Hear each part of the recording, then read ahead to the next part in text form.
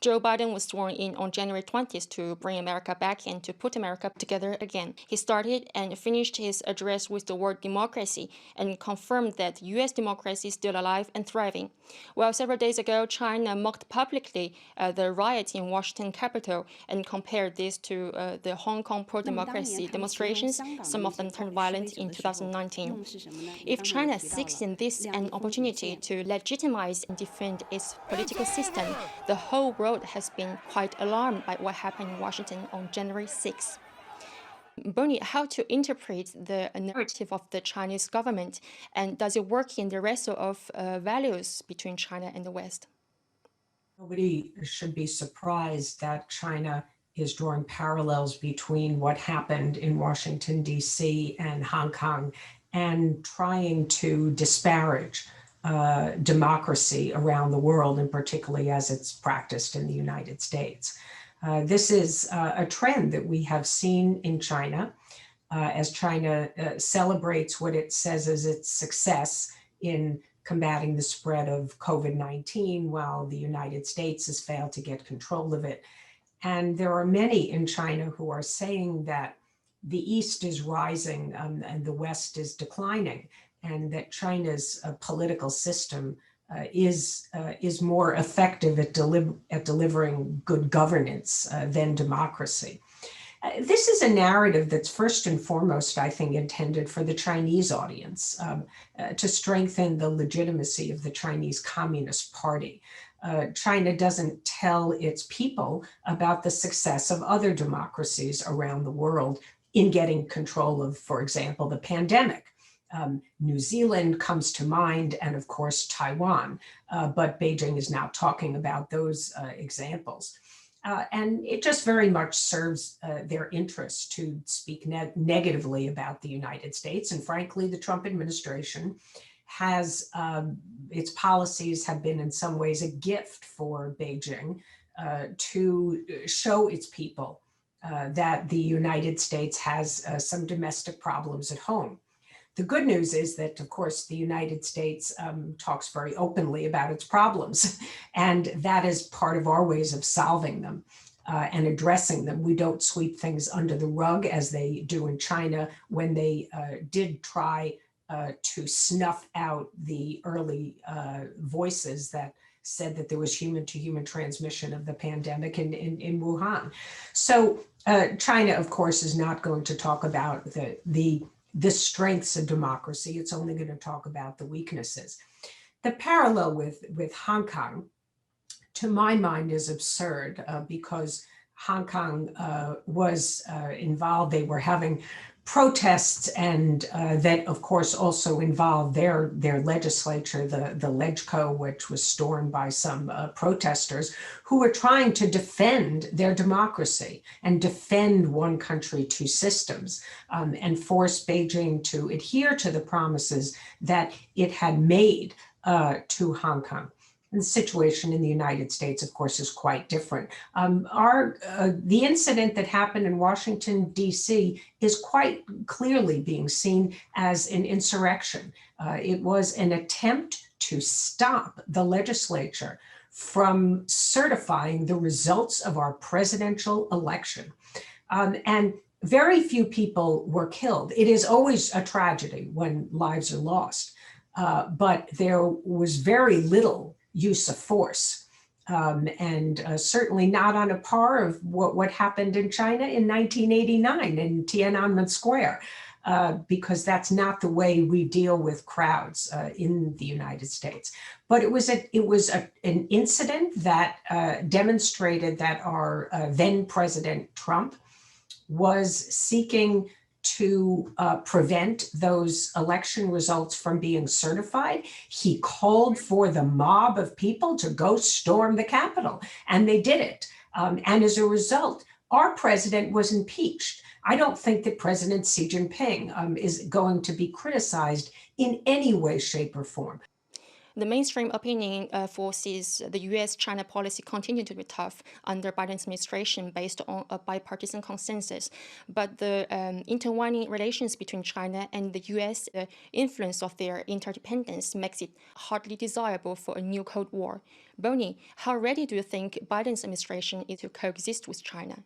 We should not have a strategy that is simply aimed at coexisting with Beijing.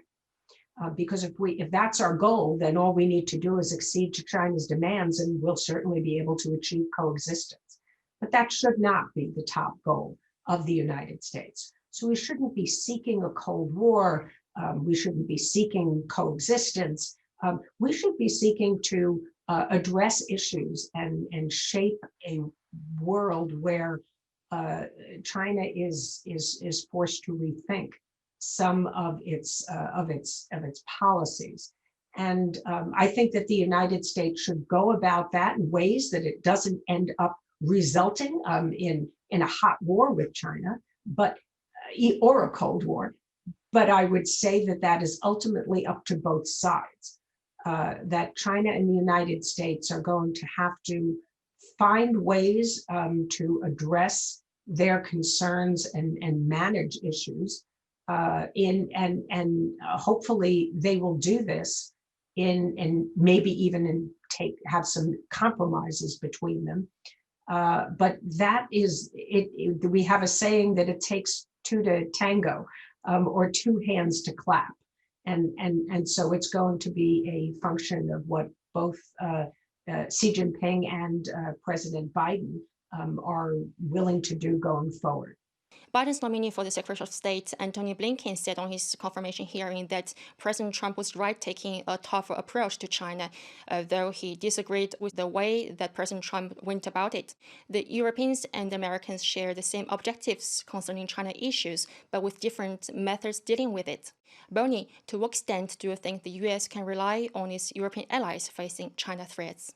I think there will be greater opportunities for the United States and Europe to work together in managing the challenges that they face from China. There will be some areas where our interests will converge, and I think values, democracy, human rights are all areas where there will be greater transatlantic cooperation. I think there's a lot of concerns about Hong Kong, about Xinjiang, and the camps that have been set up there.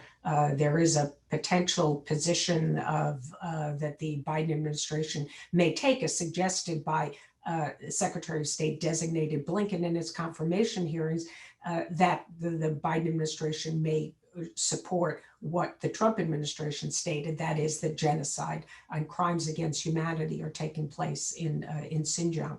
Also, strengthening the protection of intellectual property is a shared area of interest. And there are other, I think, issues pertaining to trade and technology where we can work together, such as on digital trade. But there also, I'm sure, will be some differences. And we don't know yet what Germany's position will be going forward after there is a new chancellor. Will there continue to be a sort of compartmentalization of Germany's commercial interests that will drive EU policy, and that then will be sort of separate from security interests? I think in the United States, we are integrating those concerns more, and there really is bipartisan concern about the challenges that China poses, and so we are not simply leading with our commercial interests, and so I think there are still some concerns in the United States about the last minute decision of the EU to sign the investment treaty with China rather than waiting for the Biden administration to come in and having consultations. But I don't think that suggests that Europe and the United States will be unable to work together. I think that we have a lot of converging interests. On trade, investment, of course, is just one narrow issue.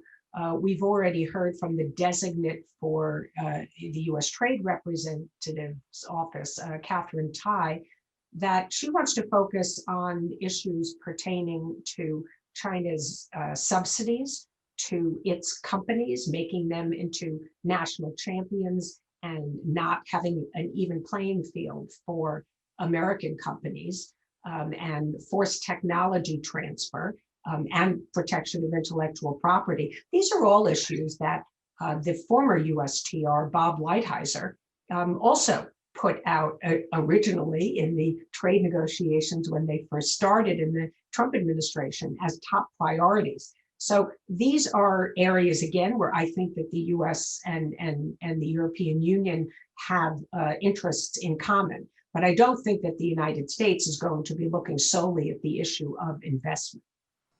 And what does the incoming Biden administration mean for the cross-strait relations? The United States has very consistent interests in the cross-strait relationship. It wants to see a peaceful management of the disputes between mainland China and Taiwan. So no use of force or coercion by the People's Republic of China against Taiwan.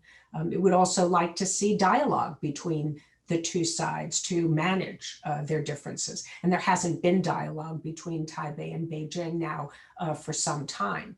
That said, I think that the United States under Biden, as under Donald Trump, is going to be very supportive of Taiwan's democracy. We share common values with Taiwan. The United States sees Taiwan as a force for good in the world. That was a mantra that was stated frequently by the Trump administration, and I think it will essentially continue to reflect the views of the Biden administration. The United States wants to see Taiwan prosperous, secure. It would like China to stop putting so much pressure on Taiwan militarily, diplomatically, economically, and find more peaceful ways to address the differences between the two sides of the strait. So the Biden administration will have many, many issues on its plate, but Taiwan always remains the biggest potential flashpoint between the United States and China, and the most dangerous one. And so I think that this is an issue that will be on the agenda.